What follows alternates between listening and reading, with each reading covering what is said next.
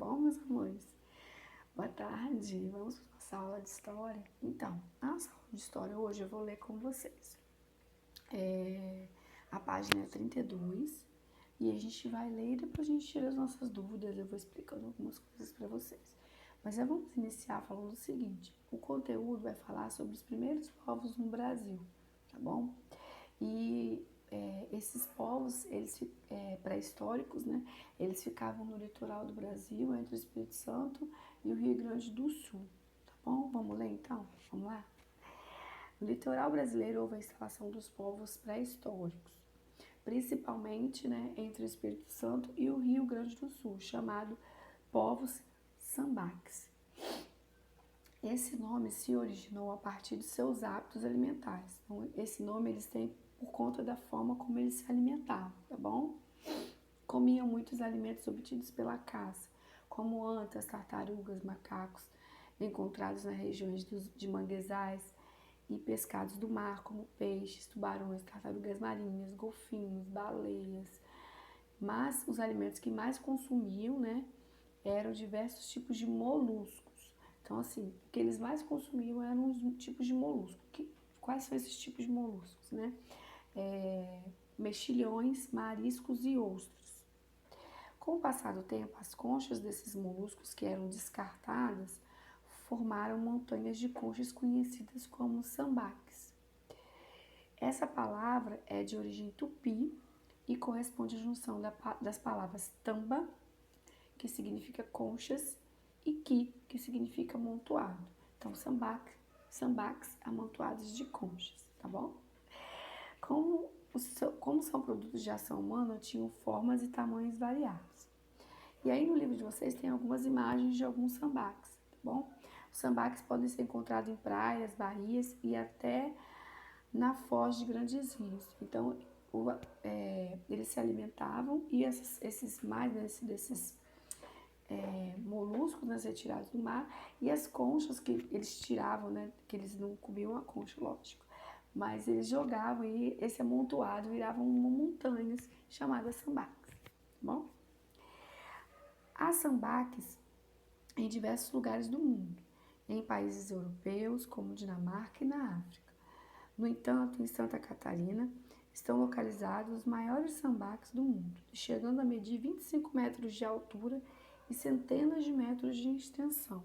Aí vocês dão uma observada na imagem que tem no livro de vocês. Não se sabe ao certo a finalidade dos sambaques. Se eram moradia, abrigo, temporário, sepultura, descarte de alimentos ou depósito de materiais, desculpa. Então, eles não sabem exatamente para que era isso, por que eles faziam isso. Esse amontoado aí, não tem uma definição. Eles supõem que possa ser para moradia ou um abrigo temporário, mas eles não têm certeza, tá bom? As pessoas desse grupo tinham o hábito de pintar seu corpo com uma tinta amarela. Essa tinta era extraída do barro e apresentavam avanços como o uso do fogo para afugentar animais e para preparar alimentos. Eram comuns alguns cuidados com os mortos, como pintar seu corpo com a cor avermelhada e sepultá-los em um sambaque com presentes para que levassem para um outro mundo. Então, eles tinham alguns hábitos, né? Eles eram considerados um pouco avançados porque eles utilizavam o fogo para afugentar os animais, né? Perigosos para eles. E também eles tinham essa coisa de pintar o corpo de amarelo e também tinha um ritual para o sepultamento. Eles pintavam as pessoas que morriam com uma tinta avermelhada e enterravam lá no local com os sambaques por cima. Sambaque, gente. Os sambaques fabricavam alguns utensílios como quebra-cocos, raspadores, panelas, pontas, machados, facas e instrumentos de pesca, anzóis, arpões, furadores, etc. Feitos com ossos. Em geral, suas armas eram feitas de espinho, de arraia ou ossos de outros peixes e eram grosseiros. Por isso, pode-se dizer que utilizavam instrumentos de pedra para raspar, polir e cortar. No entanto, não conheciam o arco e flecha, tá bom? Então, assim, nessa época eles não conheciam o arco e flecha. Eles utilizavam aí a pedra para fazer os instrumentos. E por isso que, assim, é perceptível que era meio rudimentar os instrumentos que eles criavam, porque eles criavam esses instrumentos utilizando a pedra para raspar, para polir, para cortar, tá bom? Apenas no ano de 1961 foi proibida a destruição dos sambaques brasileiros. Portanto, durante quase 500 anos, muitos sambaques foram completamente destruídos para a fabricação de cal, utilizado na construção de casas e de igrejas. Só lembrando, gente, que sambaques, tá? São aquele amontoado de conchas que formavam montanhas, tá bom?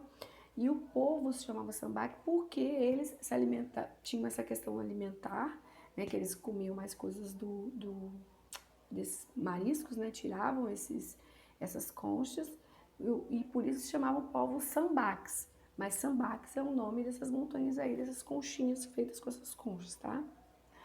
Bom, no Brasil é possível ligar os povos sedentários à descoberta da agricultura, que modificou completamente a vida do homem pré-histórico. Isso porque ao descobrir a agricultura, esses homens passaram a preparar a terra, plantar raízes, sementes e cuidar das plantas para depois colhê-las. Como essas fases demandam tempo, esses grupos tiveram que se fixar um território, tornando-se sedentário.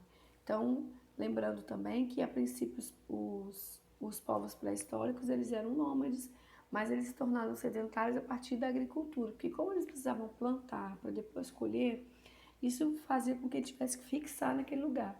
Porque se eu planto, não nasce no dia seguinte, então tem que esperar um período para que eu possa colher.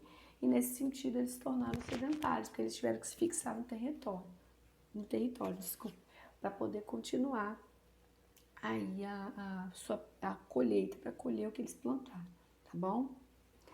Além dessa descoberta, que provocou o aumento dos grupos e, assim, o surgimento das primeiras aldeias, houve também a invenção da cerâmica. Os objetos eram moldados na argila e cozidos no fogo para torná-los impermeáveis e duros. Com essas invenções, as mulheres passaram a ter papéis específicos nos grupos: cozinhar, manusear, conservar e guardar alimentos. Tá bom? Os indícios mais remotos desses povos estão em Santarém, na região amazônica, ao longo do curso dos rios, Tapajós e Canduri. Também há vestígios de povos do povo, né? Ananatuba, na foz do rio Amazonas, mais especificamente na ilha de Marajó. Por isso, suas cerâmicas decoradas com traçados de linhas cruzadas são conhecidos como parte da cultura marajoara, tá, gente? Quase um trava-língua.